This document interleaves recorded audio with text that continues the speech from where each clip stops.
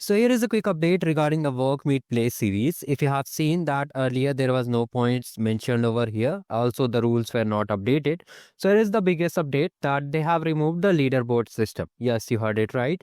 Earlier there was the rule that you need to be in top 50 to get one arcade point and you need to complete the entire series till the end of the cohort. So in simple words, they removed the leaderboard thing. Now you don't need to be a part of the top 50 players, just complete the batch. For the solutions also, I'll attach the playlist link in the description.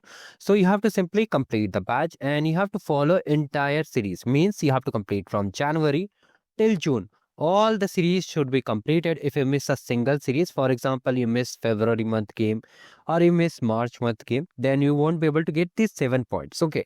So it's a luck by chance game. Okay. But now they have made it for everyone. Earlier it was luck by chance. Sorry.